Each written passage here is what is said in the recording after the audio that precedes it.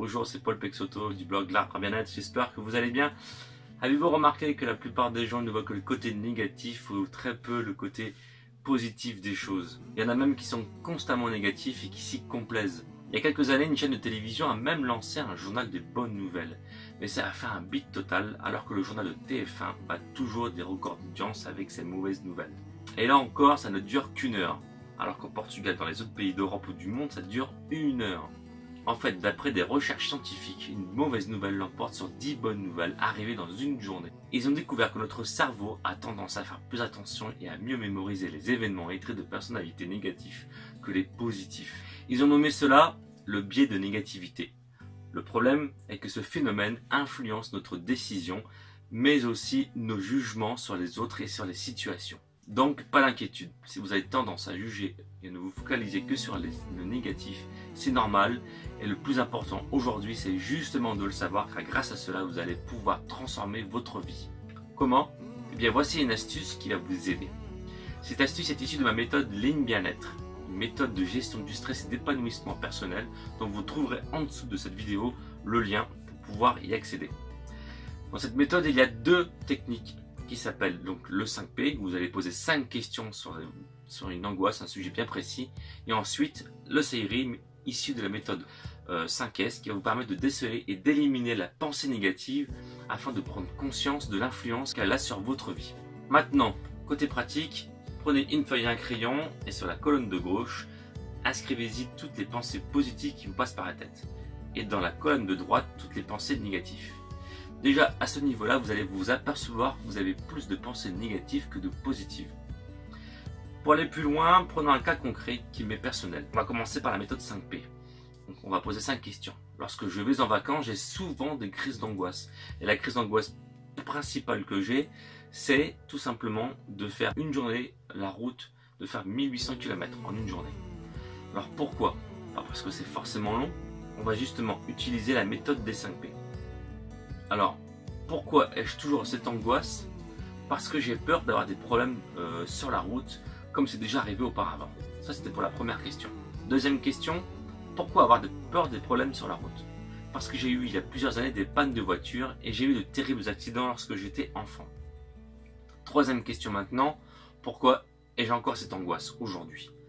Parce que j'ai peur d'avoir des problèmes et de mourir ou de voir aussi les miens mourir. Bon, j'avoue que là, c'est un peu difficile d'aller aussi loin, ça remue un peu les tripes, un petit peu quand même, surtout au niveau des émotions. Mais je me sens quand même bien mieux d'avoir exprimé ces sentiments. Alors, c'est pas nouveau, hein. En fait je connaissais déjà ce fait, mais il était intéressant de l'exprimer quand même afin de dépressuriser la tension que cela me procurait. Je ressens une forte angoisse sur la route lorsque je vais au Portugal, car j'ai peur de tomber en panne, de mourir. Voilà, ça c'est vraiment la phrase clé. En fait, tout ça, c'est basé sur des expériences passées qui sont prises pour acquis dans mon mental. Or, si j'analyse de près ces affirmations, je peux me rendre compte que cela fait longtemps que je n'ai pas eu de panne de voiture.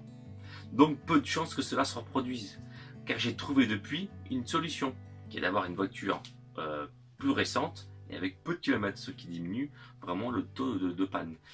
Et aussi, sur l'affirmation qui est sur la peur de mourir, elle est amoindrie parce qu'aujourd'hui les routes sont bien meilleures que dans les années 80 ou 90. Ce qui fait que le taux d'accident a fortement diminué et le taux de mortalité encore plus. Nous pouvons donc en déduire que nos croyances sont les systèmes sur lesquels vont s'appuyer nos valeurs. Il est donc essentiel de remettre de l'ordre dans ce système afin d'optimiser son propre bien-être. C'est vraiment la clé de tout. Il faut savoir que les pensées négatives sont nourries par les croyances et les valeurs erronées ou limitantes provenant essentiellement de notre enfance. Et c'est pour cela qu'il est essentiel de les déceler afin qu'elles n'influencent pas notre présent et encore moins notre avenir. Pour finir cette vidéo, il y a quand même une très bonne nouvelle. Enfin, ça dépend de quel point de vue on se place, encore une fois.